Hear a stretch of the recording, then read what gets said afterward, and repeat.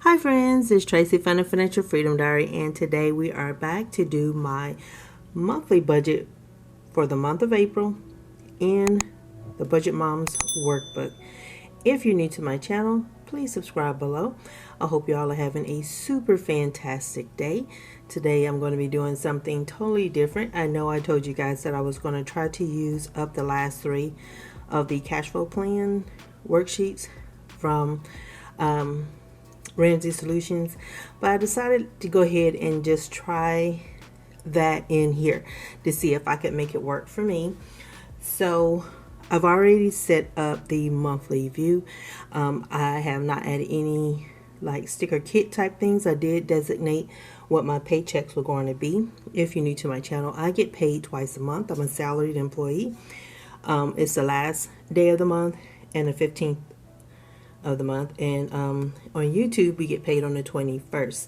I haven't reached the $100 threshold, but I thought I would go ahead and designate that day because there's still more days left in a month and I may hit that. Typically this video is done by the 15th of the month, so when I create this monthly overview or projection or forecast, I go into it fully understanding it's going to be wrong. But it helps me get a rough idea of what's going on, what I anticipate happening with my money, and it kind of makes me feel better about all the things. So on here I've designated like when my bills want to come out. It's April, so I'll have quarterly taxes coming out soon. And of course my regular bills. I have worked really hard to keep, to kind of clean up all the stuff I used to have coming out. I used to have a lot of stuff coming out of my bank account, and it's kind of nice to see it clean like this. I'm not writing in my goals just yet. My goals typically don't really change that much, but I didn't put that here. I am going to set up my planner for April because I do have a kit from Caffeinated Kate, and I do want to use that kit. As I go through April, I will decide what I'm going to do for May. Okay, so here is the first paycheck bill tracker, and I'm going to show you the difference. So this is what it normally looks like. So you can see that on the page that I'm going to use today, I've whited out paycheck and the paycheck date, because this for me is going to represent a monthly overview. I like looking at that on paper as well as having it in EveryDollar online.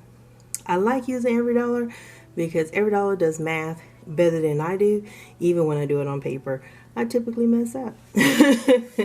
I've written in all my categories to save time, and I want to show you guys how hard I write. I'm not sure if you can see this, but this little TBM logo here, I wrote full-time up here, and you can almost see FULL right here because I write really hard. So I have to adjust the pressure that I'm putting on the paper. I'm only going to use this side of the notebook because I'm not going to do anything with the cash envelope section. Now when I do fill out my first paycheck budget, I'll do something with this side of the page of the notebook. But I don't need to do anything with it. This is just a forecast for me. So I am going to put this, flip this over. I had raised my stand for this.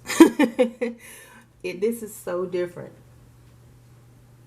It's so different because this is a full page. I haven't used a full notebook in a very long time.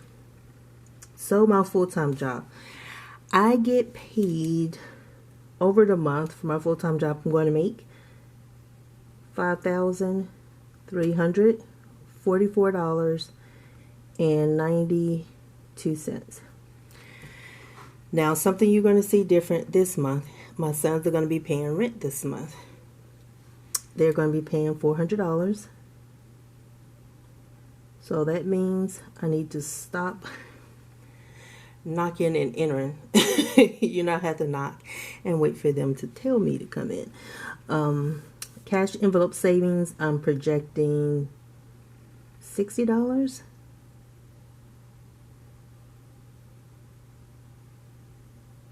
Yeah, 60. Google AdSense, I'm not going to project anything there.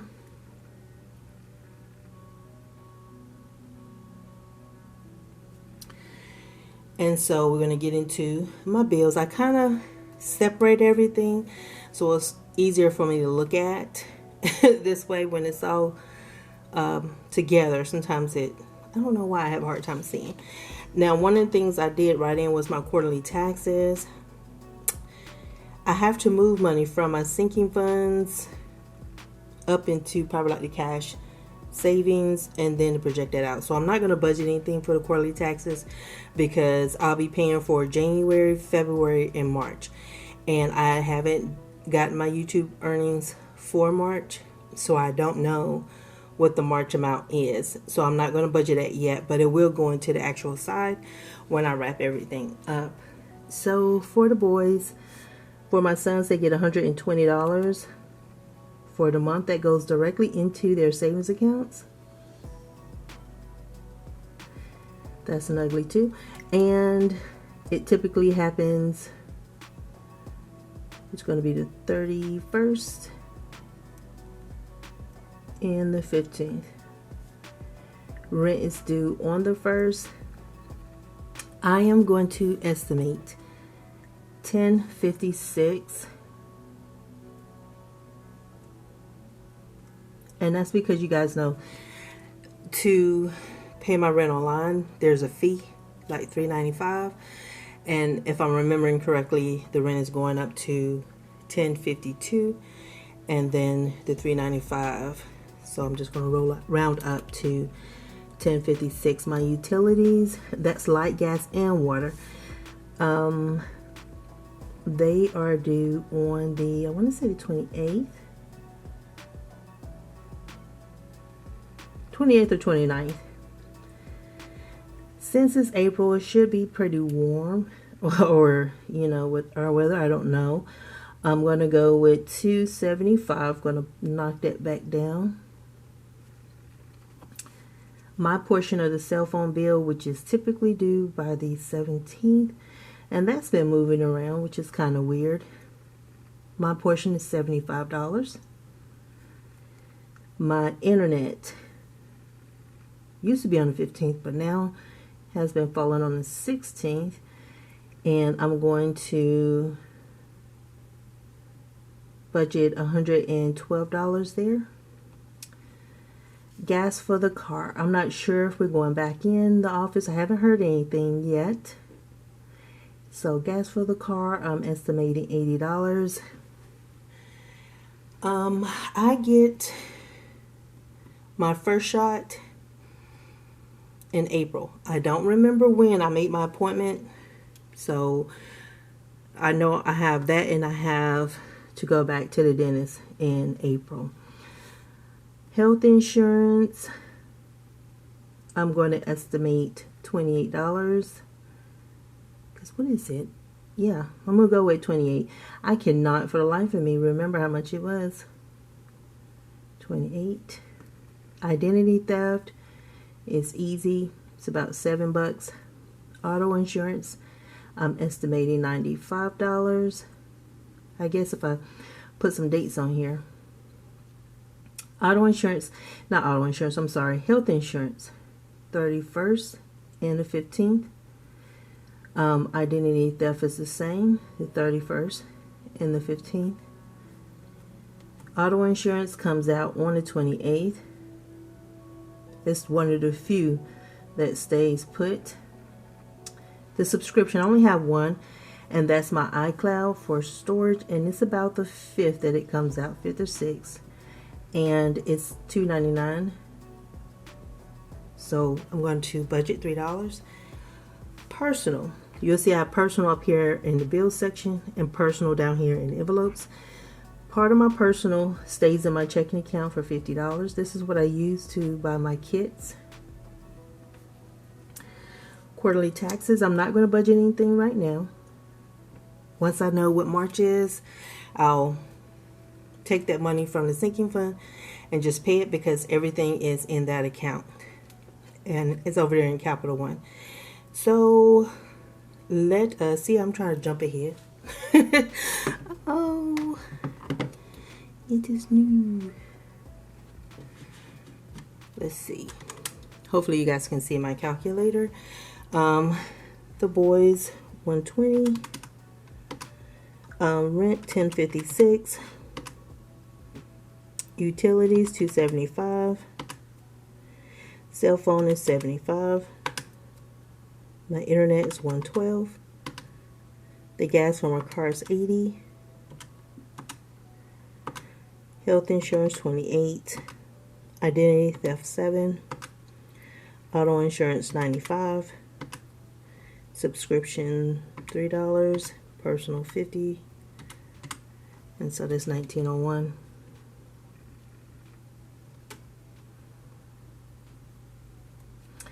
And I also forgot to do my income. 5344.92 plus 400 from my sons. 60 is 5804.92.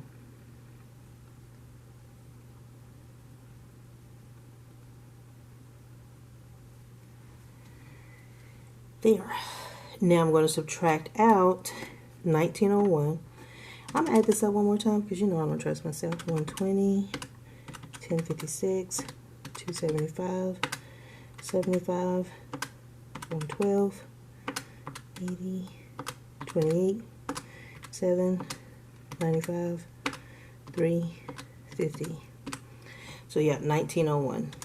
So 5804 point, all right, 04.92 minus 1901. And so that leaves me with $3,903.92.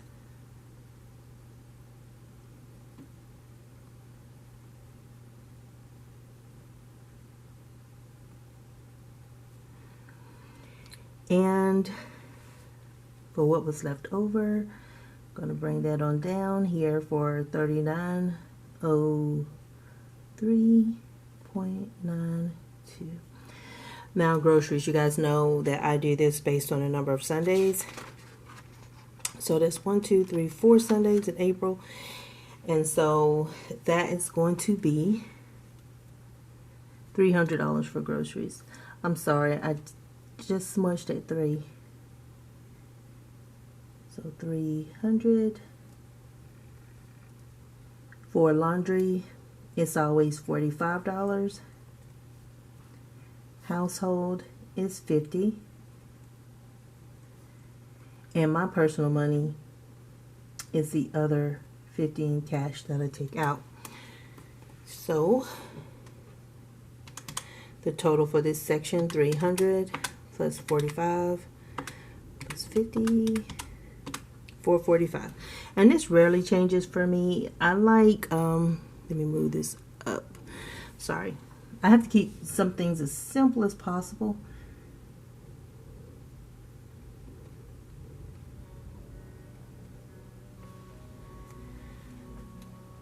I'm one of those, I'm a spender. So if I keep it as just to what I need, I'm not so quick to waste. So 3903.92 minus 445. And I have $3,458.92 left over. Ooh, right on the bottom of this right here. This is gonna kill my hand. 3,458.92. Now my sinking funds are very, very, very pared down. And that was done for this year because I would like to get out of debt. I want, by March of next year, I want to be debt free and saving up for my emergency fund. And the only way I'm going to get there is I got to toughen up right now. Okay, so now we're over into the sinking funds section, and for gifts, I'm saving $90. I am down to the point where I'm mainly just budgeting for my kids. Medical. Now, I spent, about $500 out of my medical sinking fund. So I'm going to put $400 back in. I have that visit, and that should give me more than enough for my next visit this month. Well, not this month, April. I want it to be April so bad. I get a Friday off. So you can see where the money the boys are going to give me is going to go into my medical sinking fund. My next dentist visit, they're supposed to take out this healing abutment, put in the permanent, and then they're going to start doing the crown and stuff like that, then send that off. And then it's just the seating is the next thing. So yeah, I'm in a little pain now. Insurance, I'm putting aside $100 in that.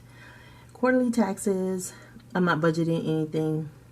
And YouTube savings, I'm not budgeting anything. But those are going to be things that once I get the Google AdSense, I will be actually putting money into those two funds.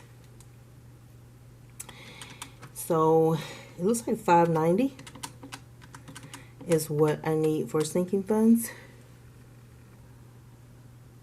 Guess that's the beauty of whole numbers, and it's easier to add. $590, so $34.58.92 minus $590, and that is $2,868.92. For some reason, that seemed like it seemed like it wasn't right. I don't know. See, $34.58.92 minus $590. Okay, it seemed too high. So, okay, that's what I got left over. $28.68.92. Now, Fed loan Q16 is so close to being paid off. I owe $208.20.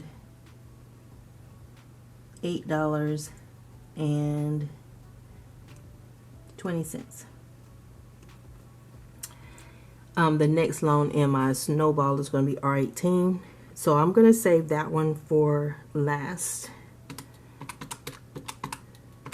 as I try to work this out. S13. I think I'm paying. Let me see. I got a cheat sheet somewhere. Yeah, let me look at my little. Because there's something. I'm gamifying this, so I'm trying to remember what I wrote down for S13. Okay, so for April, I'm going to put $160 for S13. And for, let's subtract that out before I forget, for T20, I'm going to pay $280 on that one.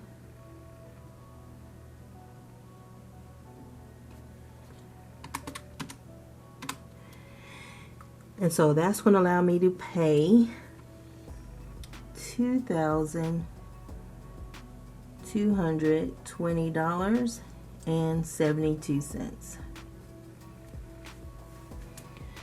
Which would be a nice chunk coming out of that one. Because I think I owe about $7,900, $7,920 or something like that.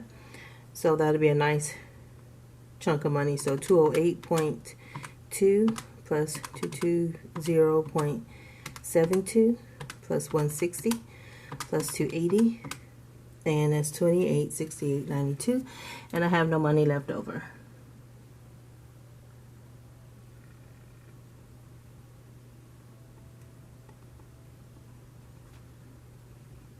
Yeah, and so nothing's going to be going into extra savings because I'm not doing that right now.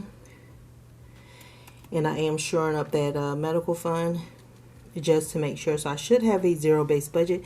I want to make sure that all of these category totals equal $5804.92. So let's do a little sanity check. 1901 plus 445 plus 590 plus 2868.92 and it's 5804.92. So I have my zero-based budget. So, woohoo, I made it. I can stop being afraid. Yeah, I like having this done, you guys. It is one of the reassuring parts of my month to make sure I'm straight for the next month going in. It's like a rough guideline, and it helps me. So I will be going and using the passcode that the budget mom sent to me to check out her videos to make sure I'm doing portions of this correctly, especially that year overview part. I got to do that. So thank y'all for all your tips on using this. Thank y'all for your support as I am in this time of transition. I appreciate you all so much. If you haven't had a chance to subscribe to my channel, please do so. Thank y'all so much for watching, and I will talk to you guys either Monday or Tuesday. I think Monday I'm going to release the budget planner setup for March, because I got a kid. But y'all have a great one. Bye.